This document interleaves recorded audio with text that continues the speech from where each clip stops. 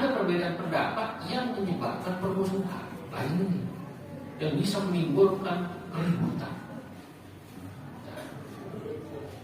Nah, itu bedanya ulama dulu yang alim-alim dengan yang mungkin zaman sekarang ini. Dulu banyak orang beda pendapat, tapi tidak sampai kemudian menyebabkan keributan.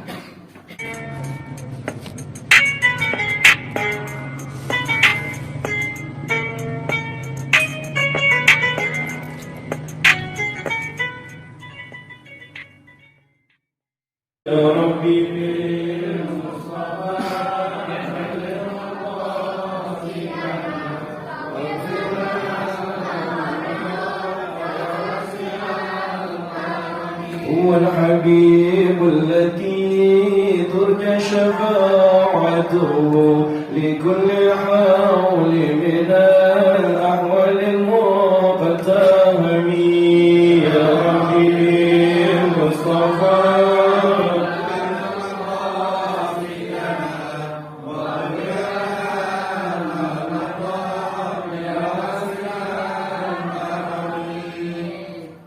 يا أكرم الخلق ما لمن ألوذ به سواك عند حلول الحدث العمم يا ربي مصطفى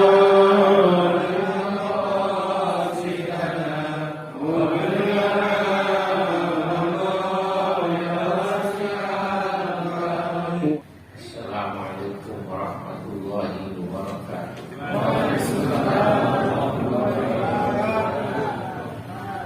Alhamdulillahirabbil alamin wassalatu wassalamu ala asyrofil anbiya'i wal mursalin sayyidina wa habibina wa syafi'ina wa maulana Muhammadin wa ala alihi wa ashabihi wa man tabi'ahum bi ihsan ila yaumiddin, amma ba'du.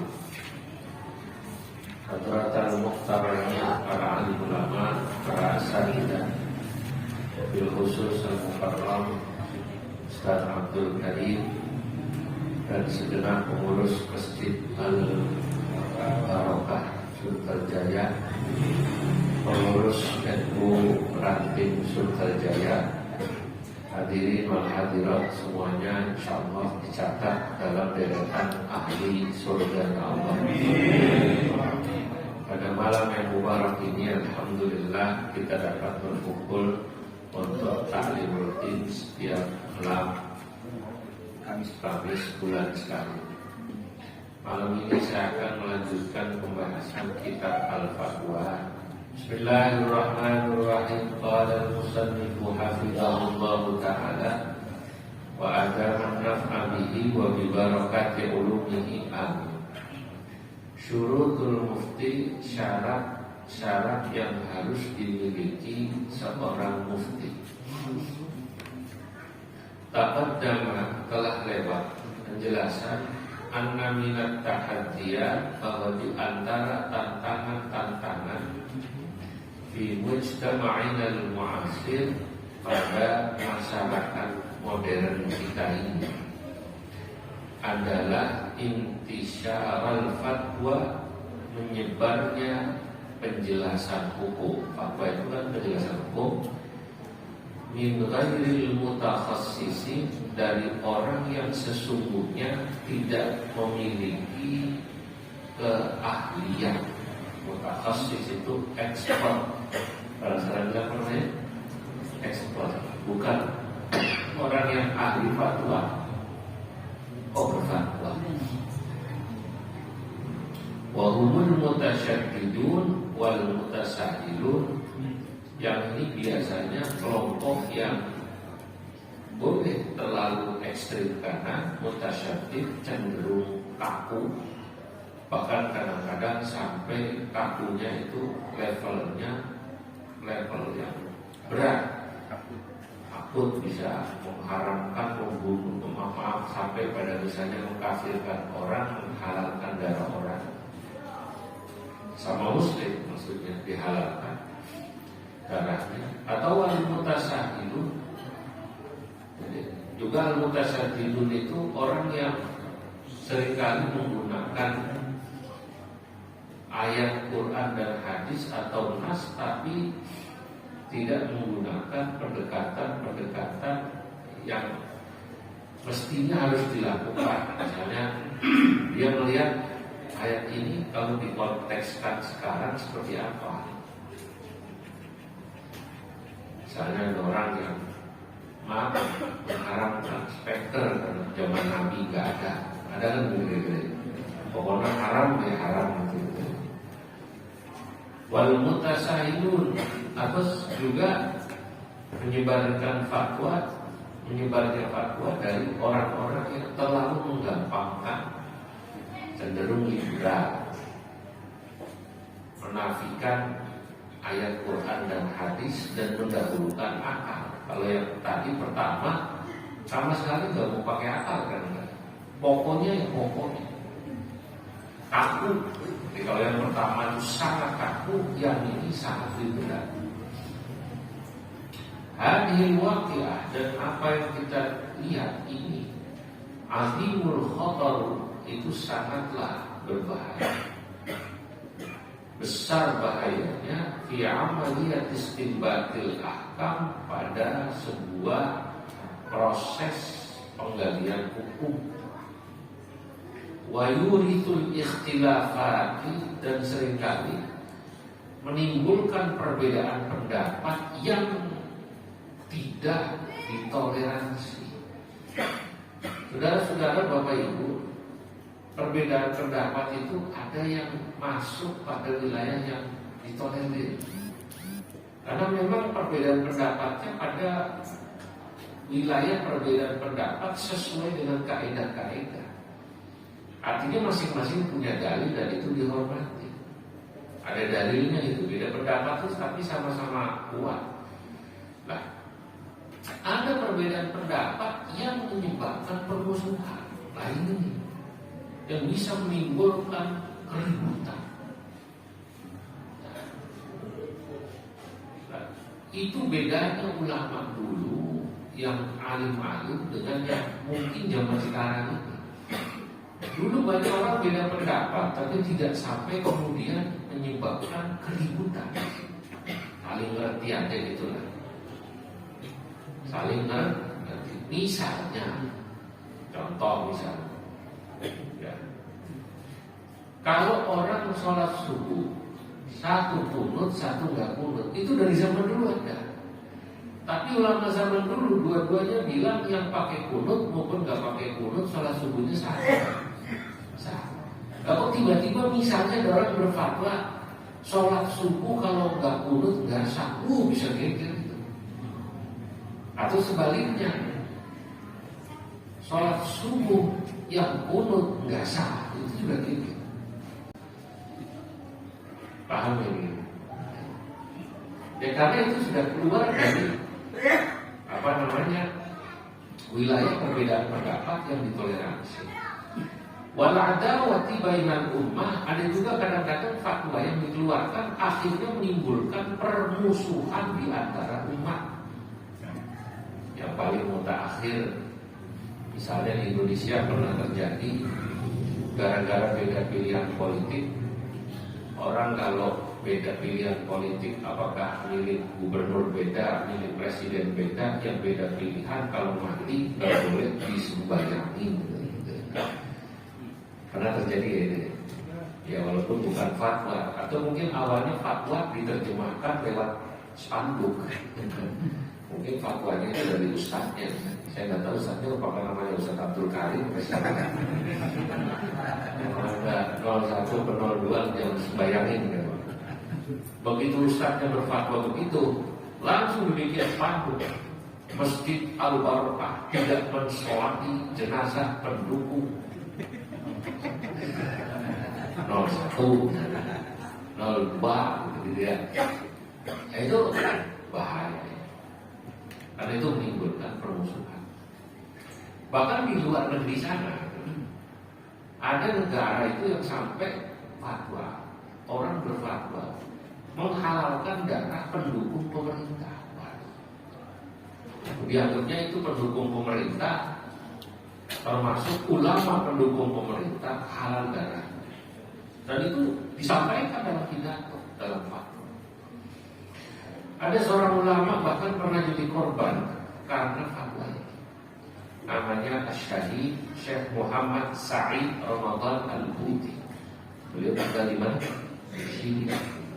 Syekh Sa'id Muhammad Ramadan Al-Buti itu lagi ngaji tafsir di masjid kayak kita ini lagi ngaji, tiba-tiba dibongkar, meninggal bersama sekian puluh jamaah yang ikut ngaji. Konon ini dilakukan oleh ekstremis orang yang cara pandangannya ekstrim, yang terpengaruh oleh semacam fatwa dari tokoh agama orang sudah wafat, yang bisa diceritain, ya, yang katanya mengatakan siapapun pendukung pemerintah waktu itu Bashar al-Assad, ya, sampai sekarang masih Bashar berarti dia pendukung orang tolim, kira-kira itulah. Kalau pendukung orang tolim berarti baik pendukungnya apalagi orang tolimnya halal darah. Padahal ini masuk wilayah politik. Ukuran tolim itu apa tidak tolim kan sangat sumir, sangat sulit samar, sangat sulit dibedakan. Ukurannya susah. Kalau orang udah gak senang, apa juga dibilang tolim. Kalau orang udah senang, kayak kucing juga rasa coklat, gitu katanya gitu kan. Kalau orang udah senang, tapi kayak kucing juga rasa coklat. Tapi kalau orang udah benci, apa juga jelek. Ada orang sholat, pemimpin sholat atau pergi haji, pencitraan. Nah, sembahyang dibilang pencitraan, pergi haji dibilang pencitraan. Kalau lagi nggak senang, nggak sholat, apa lagi gitu. Nah itu susah.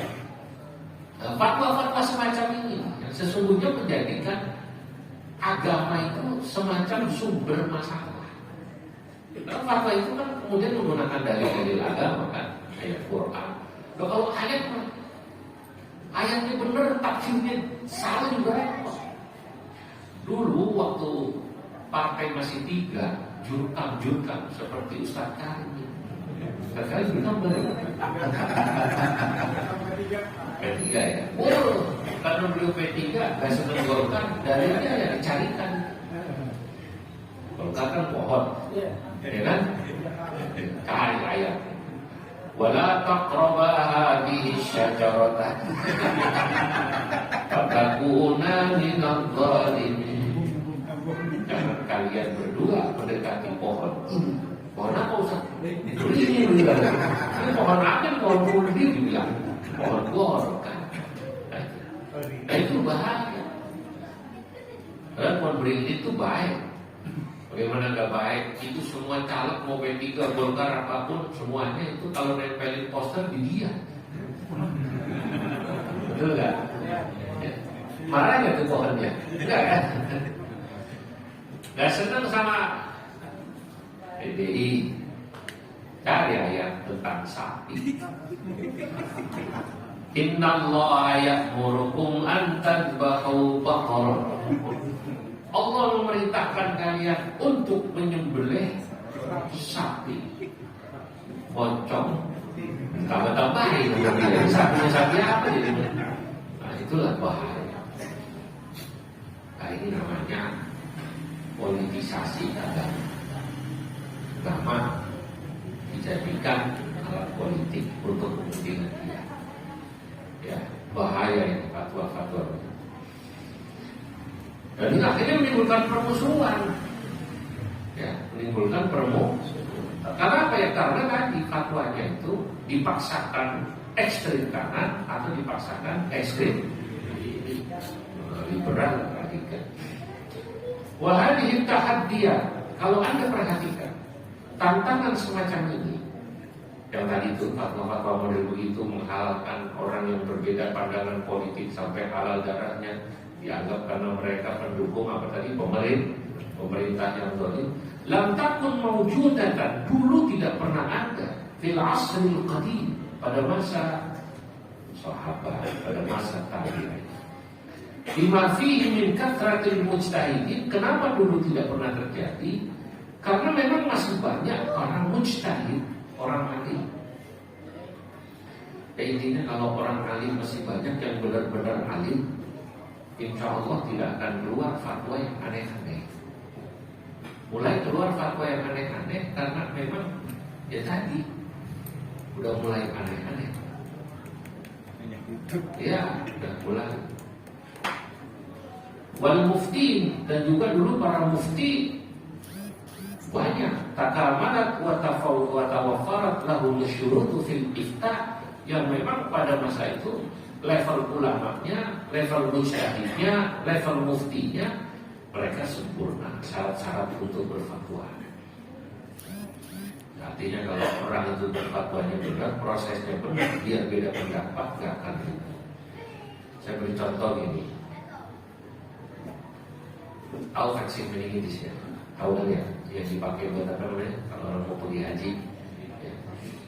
Termasuk kemarin kita vaksin apa namanya? COVID. Vaksin itu saudara, rata-rata pada proses awalnya dulu, ini saya bilang rata-rata, kalau nggak semua, itu pernah bersentuhan, dia waktu dipakainya itu pernah bersentuhan dengan unsur babi. Saya katakan bersentuhan. Tapi dia kalau kata orang kimia gitu, itu prosesnya hanya sebagai katalisator untuk motong dulu. Setelah itu dicuci. Gampangnya ngomong dicuci.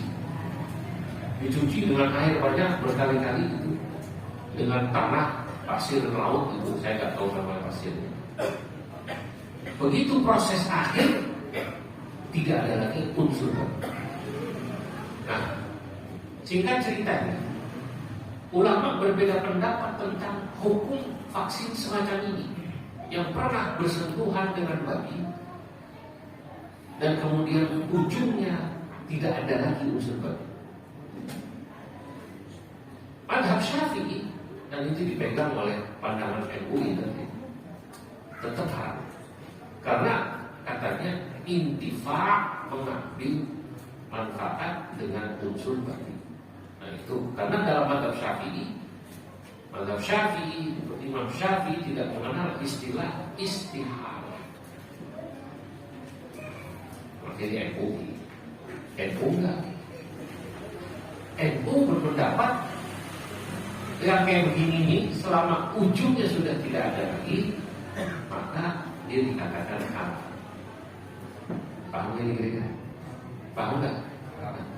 Tapi MUI ulamanya yang dari NU juga kebanyakan itu menghormati putusan NU, ulamanya yang menggunakan pandangan yang menghalalkan. Udah bersih, udah nggak najis lagi, maka suntak-suntik enak. Nah, kalau dalam pandangan MUI najis karena pernah bersentuhan dengan apa tadi unsur. Ya karena najis kan berarti mengkonsumsi najis itu haram, apalagi ini najis mughal.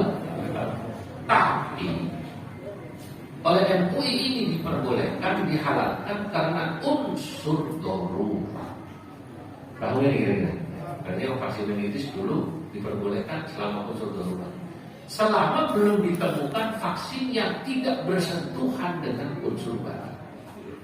Sekarang sudah ditemukan. Sekarang sudah namanya itu, walaupun prosesnya lama. COVID aja kan begitu kan. Vaksin apa namanya? COVID itu tadi vaksin apa sih kan? Ya, vaksin untuk COVID. Ada yang bersentuhan, ada yang tidak unsur itu. Nah itu kan untuk nemu yang tidak bersentuhan langsung agak lama. Nah tadi prosesnya memang harus diuji coba. Gak gampang bikin vaksin. Gampangan bikin ya bakwaan apa itu masih coba-coba itu ini ya. Saudara-saudara jemaah, dari contoh tentang vaksin itu, ketika ulama berbeda pendapat karena memang proses istinbatnya benar, ulama gak itu paham kan? Tapi kalau yang model tadi, dia bilang pendukung pemerintah katanya halal darah, ini masih bikin ribut karena prosesnya benar. Nah, zaman dulu, zaman sahabat, zaman tabi'in nggak akan muncul fatwa-fatwa yang aneh-aneh itu. Ya, insya Allah saya ngaji ini, pagi saya udah 5-7 kali. Tapi karena mau Ustaz Karim nantinya media ngatur begini syuting Enggak lagi. enggak kamu dari mana. Nah, zaman dulu tidak ada orang yang fatwa aneh. Tidak ada yang berfatwa apa namanya aneh. Makanya kenapa ya? Karena memang mereka memiliki kapasitas untuk berfatwa. Wahuna dan saya di sini guru akan menjelaskan maka kalau Nawawi apa yang sudah dijelaskan oleh Imam Nawawi di Muqaddimatil Majmu' dalam kitab beliau Majmu' Syarah Muhadzab Ma'aziyatul Bayan disertai sedikit tambahan penjelasan apa yang akan saya jelaskan min syurutil mufti tentang syarat-syarat berfatwa atau syarat-syarat orang yang jadi mufti wa adabihi dan adab seorang mufti ya. Allati la budda minhu yang mau tidak mau seseorang harus memilikinya hatta yu'tabar syakhsu ya lahu kafa'ah fil ifta ya. Sehingga seseorang itu dikatakan memiliki kecakapan ya wasalihan lil itba'i fi fatawihi dan seseorang itu sampai bisa dikatakan layak fatwanya diikuti. Nah, orang itu kan berfatwa syarat-syarat sama kayak dokter mufti. Orang kalau jadi dokter kan ada syaratnya dulu. Nomor 1 ya harus lulusan fakultas apa namanya? Kedokteran. Oh dia nggak pernah lulus fakultas kedokteran mau batin orang ngaku dokter itu bukan dokter, dukun. Apa namanya? Sama kayak ada orang lulusan fakultas pertanian, nggak pernah ngaji tafsir, nggak pernah ngaji hadis, nggak pernah belajar nahwu sorof, tiba-tiba berfatwa hukum. Ditanya hukum, buat saya itu haram, buat saya itu boleh, lu ngomong. Bagaimana Pak Ustaz? Kalau ada buat saya itu haram. Kok bisa? Ibunya haram. Pokoknya haram begini. Begitu dicek, alumni IPB, Institut Pertanian, Bogor misalnya. Oh alumni apalah itu, UI, jurusannya apa? Ekonomi. Lalu cara ekonomi itu berfatwa misalnya. Yang itu harus kutip-kutip dari agama. Pak, bagaimana kalau dia membacakan fatwa orang lain? Membacakan fatwa orang dan orangnya itu adalah tinggal misalnya di luar negeri. Kemudian dia pakai buat menfatwakan kasus di Indonesia. Itu belum tentu benar dan para ulama mengatakan tidak boleh karena konteks sana dengan konteks ini berbeda. Pak, kira-kira.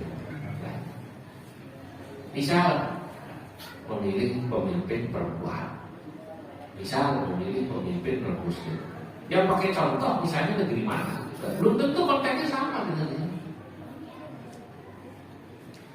Tak bisa dibikin kemudian ulama sono bilang nggak boleh. Ulama sono model negaranya beda dengan kita. Misalnya di sono negaranya negara Islam misalnya dan lain sebagainya. Nah inilah pertama amma syaratul mufti. Adapun syarat seorang menjadi mufti yang boleh berfatwa. Pada Buddha maka mau tidak mau yang pertama ayyakuna mukallafan musliman. Ini kaumnya dicoret saja. Seseorang dia itu harus mukallaf. Kalau anak kecil belum mukallaf, belum balik, nggak boleh. Musliman balighan aqilan, yang namanya mukallaf itu ya dia muslim aqil balik. Anak kecil nggak boleh berfatwa. Bukan orang Islam, jangan ditanya hukum Islam. Bukan orang Islam. Aqilan dia harus berakal. Orang maaf, stres, orang gila ditanya hukum. Adilan dan orangnya harus adil. Faqihan nafsi. Dan yang bersangkutan harus faqihan nafsi. Satu istilah faqihan nafsi itu bahasa gampangnya itu dia memiliki kecerdasan bawaan. Jadi dia kalau membaca sesuatu cerdas. Mufti gak boleh yang agak open, gak boleh open masa jadi mufti. Faqihan nafsi, dia cerdas membaca sesuatu cepat. Rasinal fikri, dan dia juga kuat kemampuan berfikirnya, kuat. Jadi kalau suruh berfikir itu kuat. Maka rata-rata seorang mufti itu tenang, serius, ya, kuat, teguh, sabar. Orang yang gak sabaran akan berpahala. Boleh, nggak boleh. Orang yang itu ditanya dikit boleh, nggak bisa. Biasanya dia tenang, oke, baik. Dan biasanya orang kalau dia mufti beneran, dia ditanya hukum malah langsung jawab, dia balik bertanya lagi. Sama kayak dokter, orang bilang, dok saya kepala berat.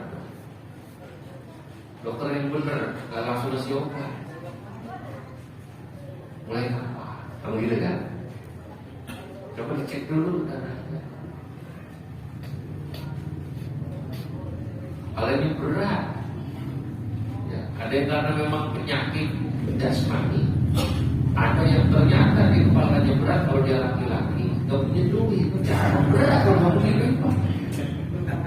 Badan sehat juga kalau bangun jadi berapa ya? Berat. Atau dia badan sehat. Kalau dia perempuan lakinya kali lagi, ya kalau berat pusing tuh, ya. Betul ya? Nah, dokter itu kira-kira kayak gitu. Mufti sama.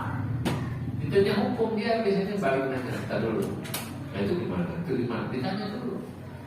Nah, jadi hati-hati. Sahihat tasarruf fil istinbati, dan orang yang memiliki kesahihan dalam beristinbat, kan tadi. Aliman bima yustaratu fil adillati, dan dia sangat tahu dengan apa-apa yang disyaratkan dalam mengambil dalil. Wa wujuhi dalalatiha, dan paham betul tentang mengambil wajhul istidlal. Pada istidlal itu bahasa gampangnya ada satu hadis.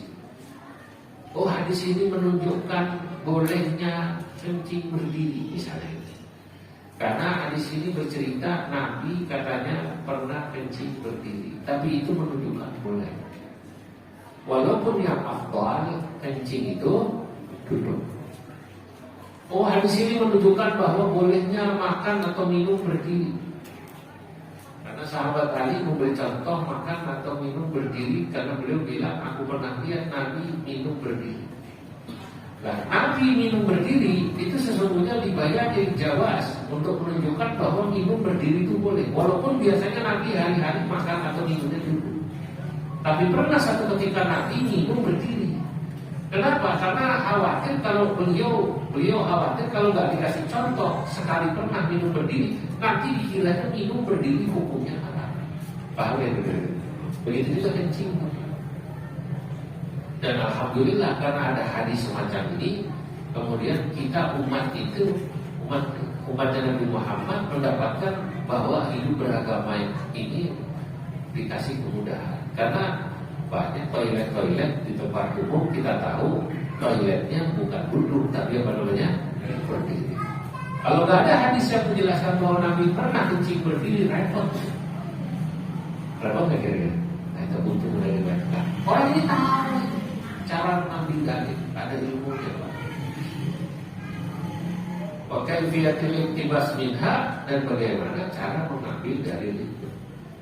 Maka ada orang kadang-kadang tahu cuma hadis sahih doang, tapi nggak ngerti cara memahami hadis tersebut. Hadis yang paling terkenal hadis sahih, tapi salah penempatan itu hadis itu. Kullu bid'atin dhalalah wa kullu dhalalatin, kita semuanya juga bid'ah. Nah, ya benar, semua yang bid'ah itu sesat. Ya. Maksudnya bid'ah yang bertentangan dengan agama. Sebab nanti ada bid'ah yang tidak bertentangan dengan agama dan bagus. Kalau nggak begitu, sahabat Umar tidak mengatakan ini matin bid'ah Tuhan. Ini panjang lah. Ini memang ya, tapi di kalangan ulama perdebatan tentang hadis kullu bid'atin dhalalah, ya memang yang paling tahu mengartikannya hanya orang Wahabi. Ya, nggak mau nih. Bid'ah dibagi ada hasanah, ada mubah, nggak mau. Bid'ah semuanya apa namanya? Dolalalah. Atau orang Jawa padahal bid'ah itu kadang-kadang ada bid'ah yang dilarang. Kalau Tuhan bilang ini bid'ah dilarang koyono maulid. Karena maulid itu orang yang tadinya nggak ngerti kajian Nabi, nggak pernah ngerti kajian Nabi, kayak gitu. Ada dan yang ini semua bagaimana cara istinbat memahami dalil yustafadu min usulil fikih adalah diambil dari ilmu usul fikih. Usul itu artinya asal, asalnya fikih. Fikih itu hukum yang sudah matang. Ya, kalau usul fikih adalah asalnya kenapa hukum jadi matang begini. Oh, berarti dalil. Makanya ilmu usul fikih ilmu yang memahami dalil-dalil fikih. Bagaimana kok bisa ini hukumnya wajib, bisa hukumnya haram dan lain sebagainya. Seorang mufti juga aliman bil mas'alati allati yufti fiha. Dia harus tahu biha. Seorang mufti juga harus tahu tentang masalah yang dia fatwakan. Kalau dia berfatwa, dia harus tahu persis masalahnya itu apa. Jangan belum jelas main dikeluarin fatwa. Wah, main baca aja belum, dengar aja belum, udah keluar. Pokoknya haram. Belum selesai nanya udah bilang haram ini. Ini kira cerdas cermat. Cerdas cermat buru-buruan gitu ya. Fatwa gak bisa didengerin, dibaca. Ya. Aliman bi haqiqati tasawwuril masalah, dan seorang dia harus berfatwa itu harus juga tahu tentang hakikat masalah yang dia fatwakan, gambarannya sampai detail. Jadi gak gampang intinya, gak gampang. Aliman bi dalailiha, dia harus tahu dalil-dalilnya. Wa aliman bi ahwalil mustafti, dan dia juga harus tahu tentang keadaan orang yang bertanya tentang dirinya itu. Gak sembarangan. Nanya begini buat apa? Nanya Pak, kawin lagi itu hukumnya haram atau enggak? Ntar dulu nih, buat siapa nih lu tanya? Buat lu apa buat siapa? Buat Ustadz Karim, Pak. Oh, buat Ustadz Karim, berarti kan bukan buat dia. Ustadz Karim masih sunnah. Misalnya, kalau buat saya, buat lu sih kayaknya makruh atau haram. Lu gak punya duit, Ustadz Karim kontrakannya banyak, boleh. Untuk istrinya ikut kajian. Ini. Pulang kampung aman. Cerita doang. Ya, wa aliman bi ahwalil mustaqi wa fahiman bi maqasidis syariah, dan dia paham betul ya dengan maqasidis syariah. Ya. Dikamaliha dengan sempurna, kama dzakarahu Syatibi, sebagaimana yang diceritakan oleh Imam Syatibi di Muwafaqat dalam kitab Al-Muwafaqat, di kitab Ijtihad dalam kitab Ijtihad.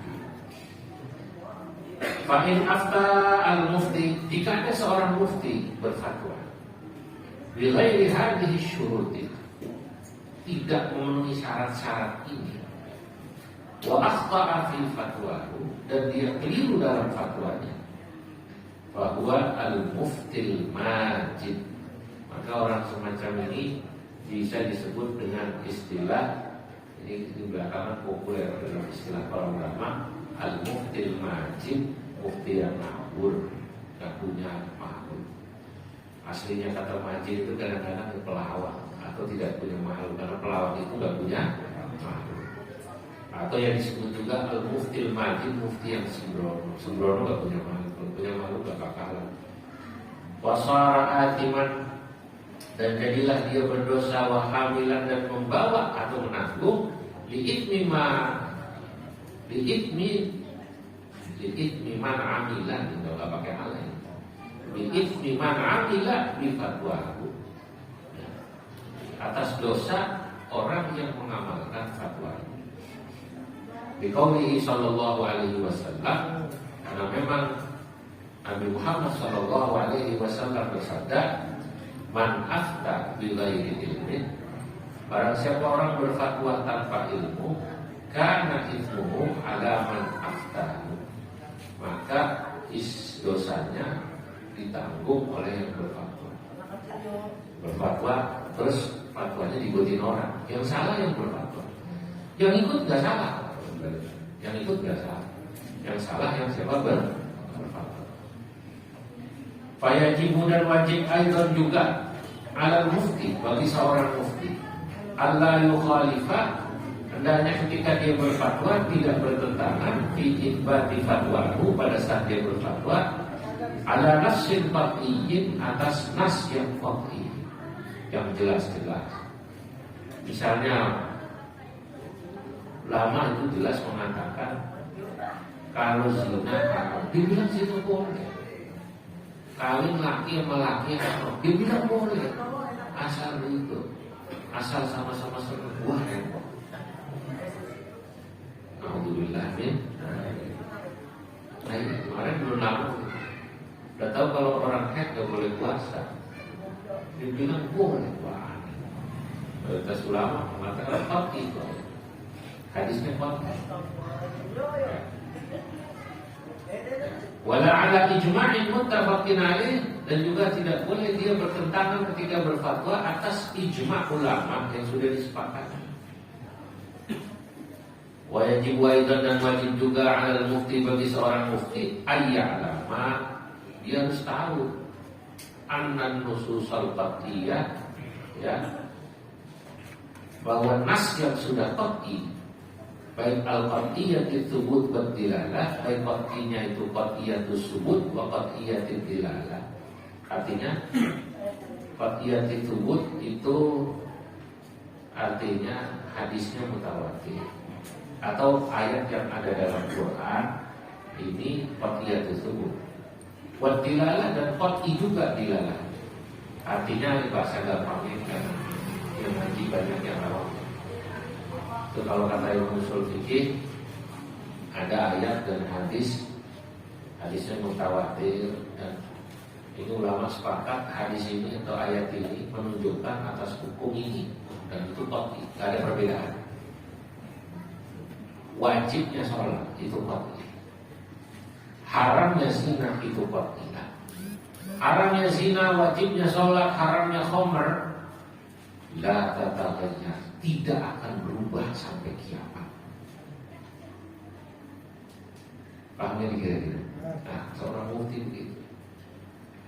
Dulu Mu'alim Syafi'i Hadami, ulama besar Jakarta dulu kita semua, pernah diundang di markas besar Angkatan Darat. Ditanya sama jenderal-jenderal, kata beliau, kata jenderal-jenderal itu, Pak Kiai, kami ini kadang-kadang rapat kalau negara lagi genting bisa lama. Waktu itu kadang dari Bogor sampai maghrib, sampai waktu sholat, saking gentingnya kita mau berhenti rapat susah. Itu kalau kira-kira kita nggak sholat, apa Allah memaklumi? Allah memaklumi, karena kita lagi mikirin negara. Kalau kita selesaikan rapat, wah, misal kiainya yang main celana itu, ya Allah maklum lah, yang nanya jenderal, betul nggak? Ya. Kalau kayak gitu Allah maklum, ilal mepepet, bahaya. Mu'alim Syafi'i tetap jawab, kata beliau, yang saya tahu ngaji dari dulu, sholat nggak bisa ditinggal. Wajibnya sholat nggak bisa di situ, gantian aja rapat, berhenti. Berapa lama sih lu makan aja, lu 5 menit lu makan, biarkan rapat, betul nggak? Sholat segitu, tinggal gantian aja. Nah itu kenapa beliau menjelaskan bahwa wajibnya sholat nggak bisa terganggu. Kita tahu ada yang namanya sholat khauf, namanya sholat khauf. Di annahu la yufhamu minhu illa ma'nan wahid, karena tidak bisa dipahami daripada nas yang qat'i kecuali satu makna. Kalau wajib ya wajib, itu namanya tidak qat'i. Fardiyatis sholati, di sini dikasih contoh seperti wajibnya sholat 5 waktu, nggak berubah itu. Termasuk jumlah rakaatnya. Subuh sampai kiamat tetap 2. Walaupun bapak sudah pensiun jangan jadi 4. Terus sembahyang subuh berapa rakaat? 4. Ya dulu saya jarang sembahyang, saya udah pensiun. Wasyami dan puasa. Dari dulu yang namanya puasa dimulai dari subuh selesai maghrib. Jangan dirubah. Berfatwa katanya karena memang sekarang ini orang udah imannya turun, maka puasa boleh dirubah. Sahurnya maghrib bukannya subuh. Enak banget. Sahurnya maghrib bukannya subuh. Tinggal tidur bangun-bangun kemudian buka. Enak banget. Ya tapi ya orang bakal lupa begitu ya. Tergantung orang. Wa tahrimul qatli, haramnya membunuh, wa zina, dan juga haramnya zina, itu tidak dulu. Li'anna fi mithli hadhil masail, karena dalam masalah-masalah semacam ini tadi, wajibnya sholat, haramnya zina, la yataqarrabu, tidaklah datang ilaiha kepadanya ijtihadun wala taghayyurun bi taghayyuriz zamani wal makani wal hal, tidak akan datang kepadanya ijtihad dan perubahan zaman dan tempat dan keadaan. Mau di Eropa, mau di Arab, sholat 5 waktu tetap hukumnya wajib. Mau zaman perang, mau zaman enak, sholat 5 waktu wajib. Mau zaman apa, zina hukumnya haram. Mau di Eropa, mau di hukumnya haram. Khamr hukumnya haram. Wa amma taniyat wal ahkamul ijtihadiyah fataqbalul ikhtilaf wa taghayyur. Sementara kalau masalah-masalah yang dhani, mereka menerima perubahan dan menerima perbedaan pendapat. Karena memang masih ada perbedaan pendapat. Contohnya kan di vaksin meningitis itu. Vaksin meningitis ada perbedaan di kalangan ulama itu tidak pasti. Dan memang masalah agama ini banyak kan yang berbeda pendapat, atau masalahnya masalah yang dhani. Yang qat'i sedikit. Jadi makanya kalau saya ada perbedaan pendapat itu. Al-Imam Asy-Syaukani nanti menjelaskan dalam kitab Irsyadul Fuhul. Fa in qila, Pak, ada orang suka nanya, kenapa ada perbedaan pendapat ya? Subuh kunut ada yang enggak, tahiyat ada yang goyang, ada yang enggak, begitu kan? Orang awam tuh kadang-kadang gitu. Kenapa coba menentukan awal Ramadan aja ada perbedaan pendapat? Kenapa masalah vaksin meningitis ada perbedaan pendapat? Maunya dia itu satu pendapat. Dipikir kalau satu pendapat itu pasti enak. Enggak. Justru banyaknya pilihan. Itu ada pilihan. Imam Asy-Syaukani dalam kitabnya Irsyadul Fuhul, sehingga saya mengatakan, fa in qila lima lam yaj'alillahu fi syari'ati adillatan qati'ah. Kalau ada orang bertanya, kenapa kok syariat ini yang banyak bukan dalil yang qat'i, sehingga banyak perbedaan. Bal ja'ala mughamaha dhaniyah. Tapi sebaliknya Allah banyak ciptakan dalam atau tetapkan dalam dalil Quran hadis dalil yang bersifat dhanni, artinya bersifat yang membuka ruang perbedaan pendapat gitu ya. Wa dzalika tawsi'un lil mukallafin, sesungguhnya itu dalam rangka memberikan keluasan bagi mukallaf. Banyak pilihan kayak orang makan gitu. Saya ingat dulu penjelasan Pak Quraisy itu. Ya, pakai analogi yang bukan saya.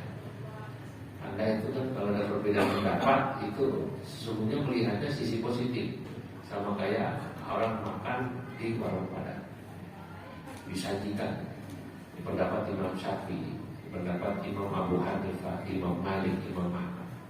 Ada satu bilang boleh, satu haram atau makruh. Nah, itu kayak di Padang. Saya daging aja.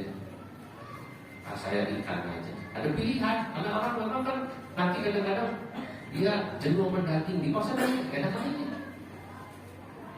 Saya ada daging, gak ikan, gak. Terus bersambel aja.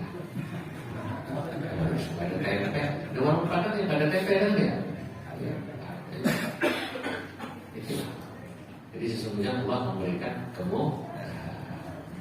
alhamdulillah. Pak Ahmad Berniyah, wallahu a'lam. Masya Allah. Nanti 50 menit gimana ya? Wassalamualaikum. Itu susah juga, usul dikit. Kayaknya tuh mabut-mabutnya tahu paham tahu kan? Tadi saya paham aja dan namanya paham jelasin dengan bahasa yang gampang. Moga-moga paham. Amin. Bismillahirrahmanirrahim. Allahumma shalli wa sallim ala sayyidina Muhammad fil awwalin wal akhirin. Mubarak radhiyallahu tabaraka ta'ala an sadatina ashabi Rasulillah ajma'in. Allahumma anfa'na bima 'allamtana wa 'allimna ma yanfa'una wa zidna 'ilman wa yaqina. Wa sallallahu ala sayyidina Muhammad wa ala alihi wa sahbihi wa sallam. Alhamdulillahi rabbil alamin. Assalamualaikum warahmatullahi wabarakatuh.